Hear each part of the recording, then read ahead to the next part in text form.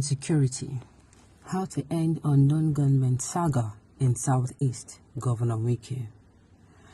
Welcome to the news and thank you for tuning in to listen. Governor Wike of Rivers State has said the best way to tame the unknown gunmen wreaking havoc in the Southeast is to invest in security intelligence. The governor, who is also seeking the People's Presidential ticket, who is also seeking the president ticket of the People's Democratic Party, PDP, ahead of the 2023 election, stated this in an interview with BBC Pidgin. According to Wike, fighting insecurity is beyond procuring weapons, urging the government to be proactive in tackling the challenges in the Southeast by prioritizing intelligence gathering. When asked to identify the unknown gunmen, the governor declined, saying since they said the gunmen are unknown, so they remain unknown. According to him, it's not just about procuring weapons for the security operatives. Government needs to spend money on intelligence. When Russia was about to invade Ukraine, Ukrainian forces were not aware, but America, because of their intelligence, alerted Ukraine. You don't need to wait till an incident occurs before you act. Governance is all about protecting lives and property. If you're not good at that, you have no business with the government. If everybody is dead, who would you use the infrastructure? Who would use the infrastructure you are putting up? A point struck me here. A point where he said, if everybody dies, who will use up the infrastructure? Now let me just derail, let me just drift a little. Do you now see why Nigerians are coming out to scream their lungs out? Even when, you know, your president, your dear president is coming out to say, oh, we have done this for you, the infrastructure we have put in place, the real. People cannot see. And because they are not safe. These people, they are not seeing it because the only thing they want now is safety. And you're not giving it to them.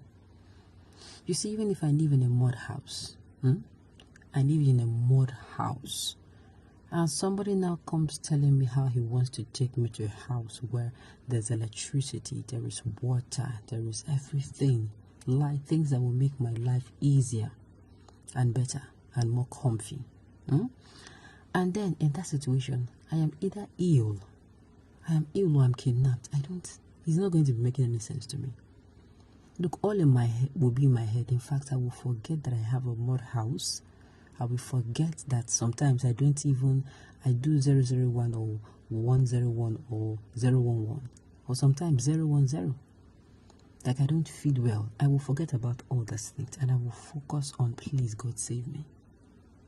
I will not even be telling God about my daily bread. That is it. Those are the kidnappers then, even those people who cannot afford to pay. Sometimes they're not asking God for daily bread care. You'll be asking God, please, let me just live here.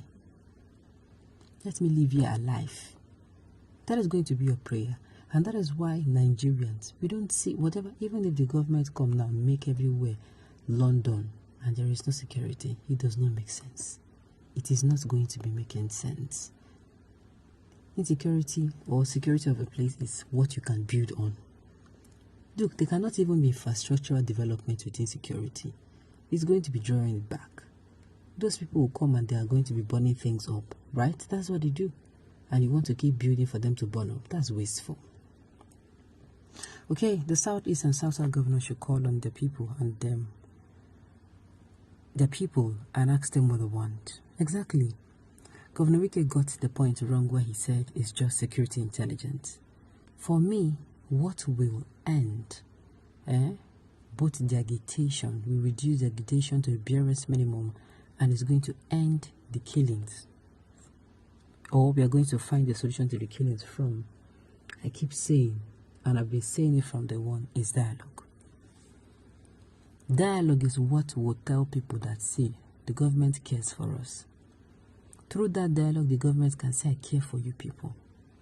Through that dialogue, the government can say, oh, I don't care. Through that dialogue, people will come to understand that, see you, this thing that you are thinking that it is like this, it is actually like this.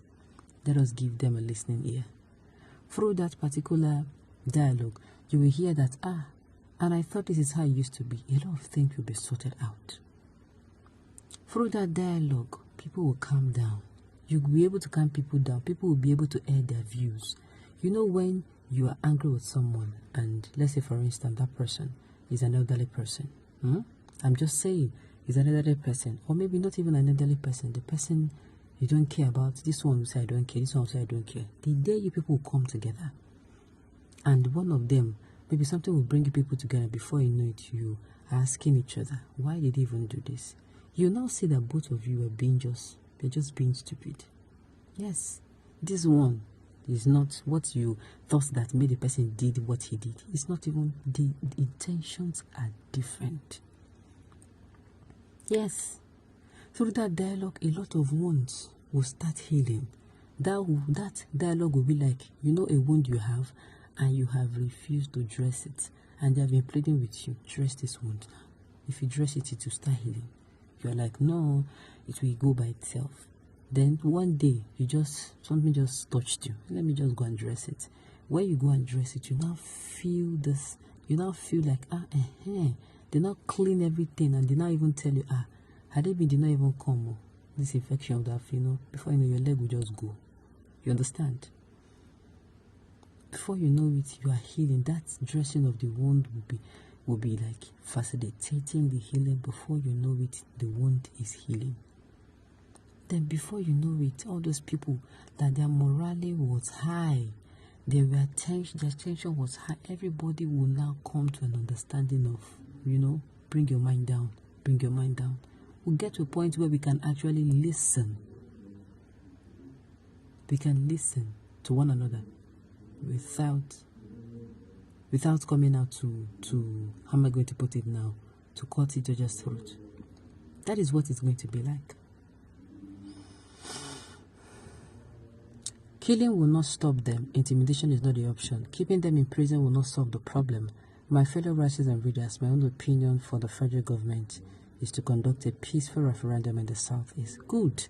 To me, I feel, not just in the Southeast, I feel this peaceful referendum should be included in all the geopolitical zones. And people who are going to be in attendance, as I always say, it's not just politicians. Maybe politicians may be very few. Politicians will be few, but the more people who should attend, or who would be attending, should be the people from the grassroots. People from the grassroots. People that, when you say people from the grassroots, people who can come in and they tell you how it is. They know where it pinches them. If you have them come together, that is, our country is now healing.